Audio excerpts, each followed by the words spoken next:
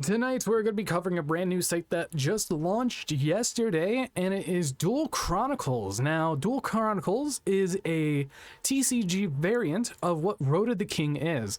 If you guys don't know, Road of the King is a site that covers a lot of the OCG metagame, and honestly, I'm happy that we finally have a TCG version because data is becoming very, very easy to get, because quite a bit of judges and staff do like to release the deck lists of players to their own accord, or we see it on YouTube and is recorded on places like YGOProDecks.com and a few other sites here and there. So this is the brand new site, and it can show many things in the future, being a lot of the brand new, I would say, future meta to what we'll see. And as we could look at the page, it looks quite nice. I love the hexagons. Everyone loves hexagons. And you can see top decks this format if you're on the home page, being Kashtira, Unchained, Purely, and Chimera. Overall, that meta is pretty good. Seeing Unchained already being the second best deck of the format is quite nice. Now, one of the things that we did have was the Team YCS Sao Paulo top 16 that was released.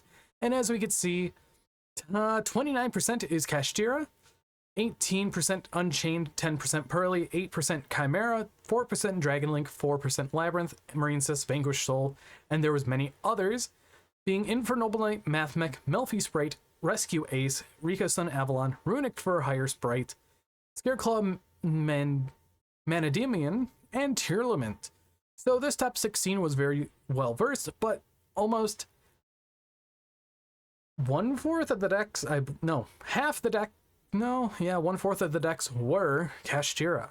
Now, if you guys don't know, from this 3v3, it would be top 48 in retrospect. So let's take a look at some of the lists and let's see what we have. While the new Duelist Nexus brought fresh strategies into the limelight, the decks that have been the powerhouses before its release continue to flex their muscle. Specifically, Kashtira, Dragonlink, and Labyrinth have maintained their stronghold relatively well. Notably, even with emerging decks creating somewhat unfavored matchups for them, Kashtira still stands tall, boasting the most significant representation in the top cut. And this is 100% true, because we see many new decks popping up, many old decks coming back as well, with some new revitalized techs in the decks, which I really do like.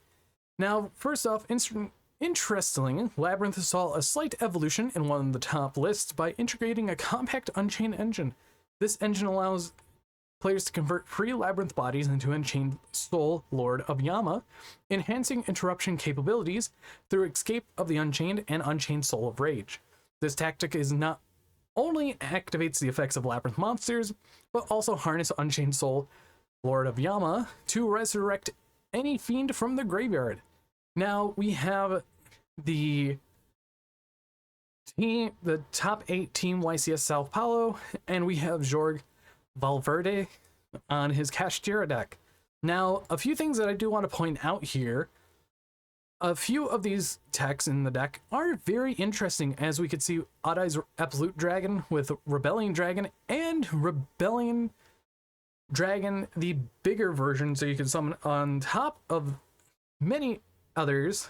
So how would you'd go into your Odd-Eyes Absolute Dragon, link it away, summon out Rebellion Dragon, and use Odd-Eyes Rebellion Dragon to overlay onto the other Odd-Eyes Rebellion Dragon. So you have a multi-attacker, which is very good. We also see the rank 7 Infinite Track monster, which I really do like. We also have the proper targets being Goliath, Gravity Controller, and Donner.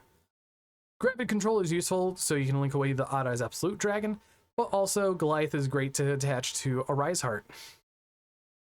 Over that, this deck is pretty standard of how it looks. One Book of Eclipse in the main deck could be swapped out for anything else, but honestly, the deck hasn't changed much since Unicorn went down to 2 and a Rise Heart went down to 1, outside of no Diabolosis anymore.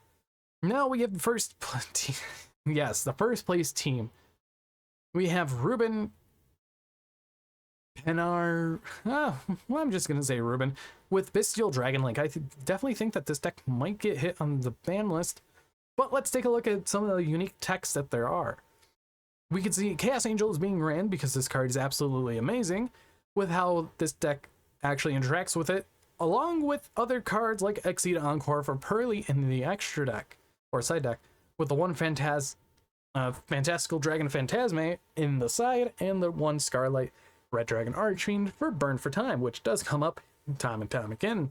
The third triple tactic talent in the side deck as well, along with 3 anti-spell fragrance because you could just swap it out for something else. Other than that, this is a very, very,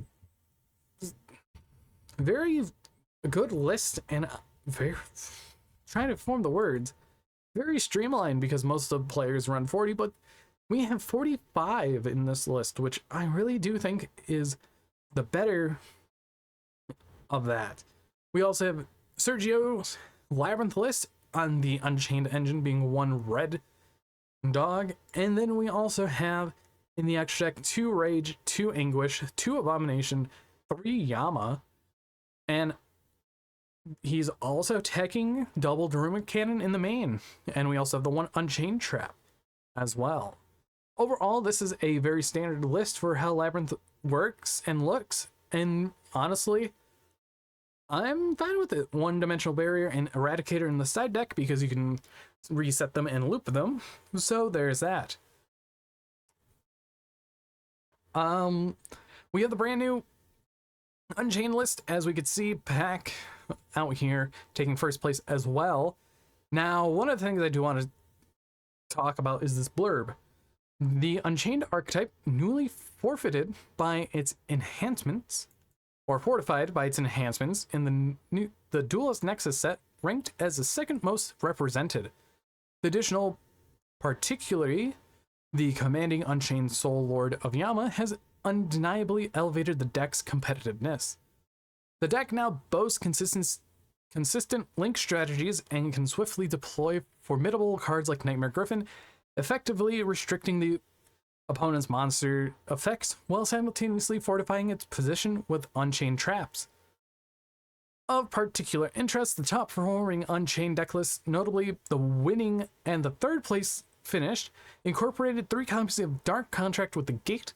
This strategy allows them to seamlessly search DDD Vice King Requiem and special summon DDD Device King Deus Machinax, with the effect of Vice King gives to Machinax kickstarting their engine by popping an Unchained card.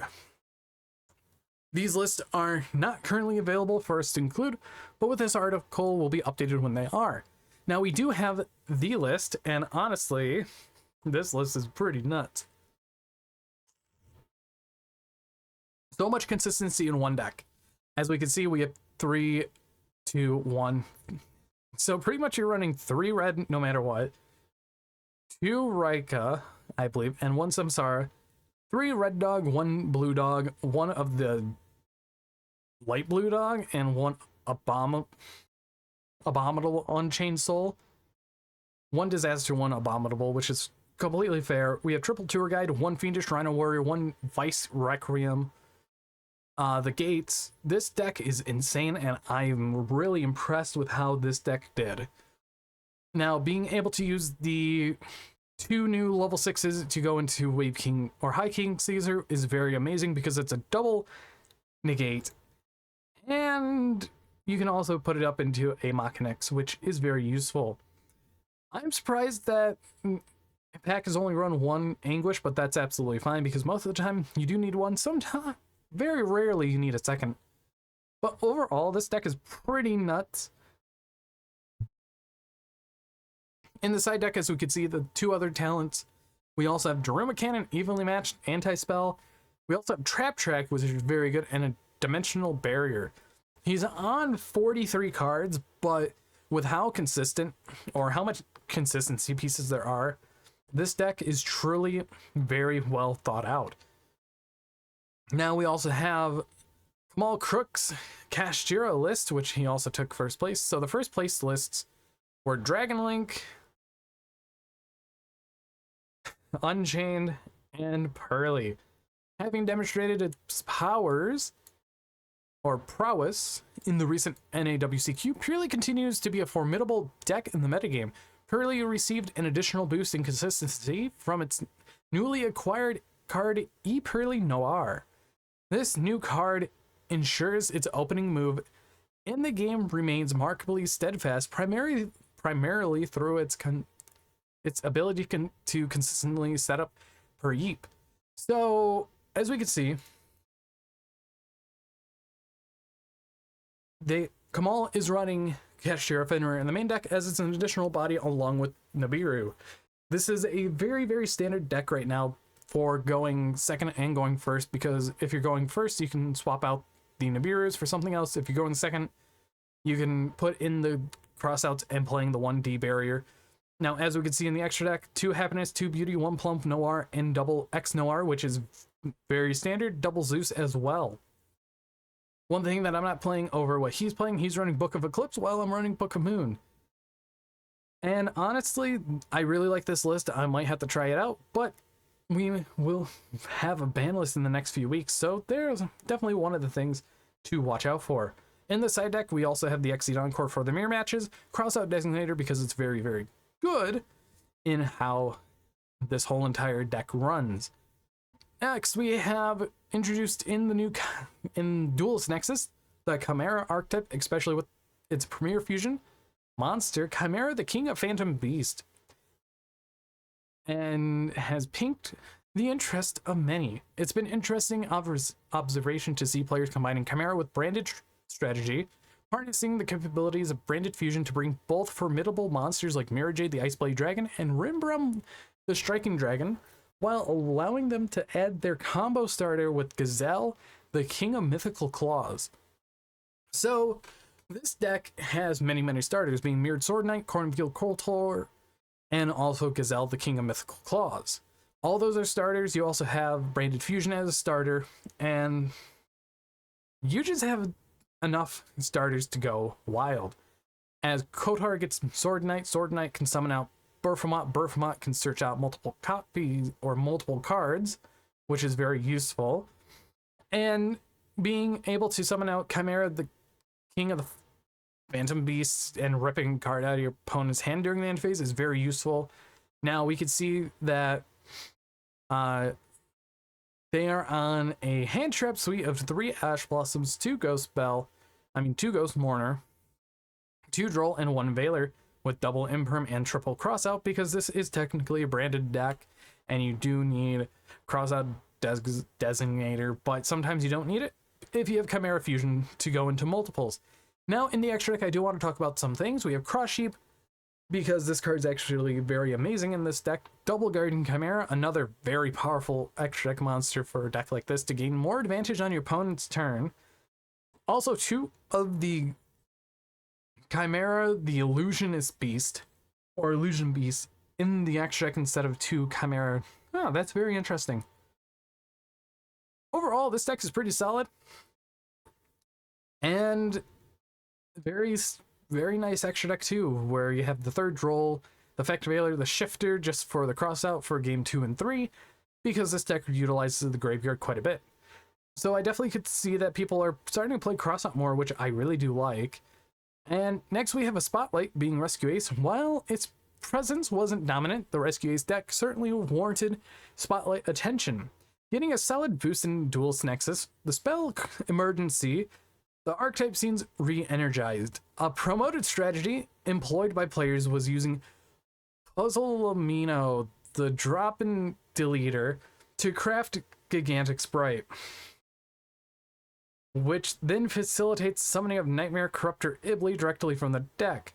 Together, these synergies complemented cards like Rescue Ace Turbulence that sets up both the following players and interruptions, or the following plays and interruptions using Rescue Ace spell trap cards, positioned this deck as a potential dark horse in the upcoming format. So let's look at this deck real quick. As we can see, main and Crossout Designator with Droll and Blackbird, because this deck does get hurt by Droll and Blackbird, and also Ash Blossom too. Small World is another card because you could essentially bridge cards like, I think, Nibiru. If not, you can also bridge Droll and Lockbird because it's a wind monster, but I don't really see any winds. I think the bridge is most likely the Kaiju, but also you could technically do Nibiru. This is a very interesting deck. Now, let's look at the extra deck real quick. So we have the Gigantic Sprite for the Ibley, like it was stated. Then we also have things like Proxy F Magician. And I'm kind of surprised we don't see Mud Dragon or the Swamp, because Mud Dragon or Swamp has been very, very futile and very usable in the OCG because it allows you to realistically have protection from targeting negates like Imperm. And honestly, I think I would have ran that along with Super Poly as well. In the side deck, we can see the last two Nibirus and Drolls. We also have Red Resonator, so we could summon off of the Gigantic Sprite in time. Double Lightning Storm. We also have Solemn Judgment, Evenly Match, and Triple D Barrier because this deck doesn't use any of the other summoning mechanics outside of Link monsters mostly. Puzzle Mino is very an interesting card, but honestly, I would rather run things like Mud Dragon or the Swamp. And yeah, that's really it. And you can check out all the deck lists here, which goes to this page that shows all the decks. But we're going to be ending this video here. I hope you guys did enjoy this, as this is really the first site that we have for Duel Chronicles, and I hope that they post regularly once a week for updates through the meta, because right now this is all we really have, being this pie chart for the current meta post Duelist Nexus, because it came out right before Worlds, or a little before Worlds, so we really didn't have any major tournaments. But anyways, I hope you guys did enjoy. Hit that like button down below, and see you guys in the next video.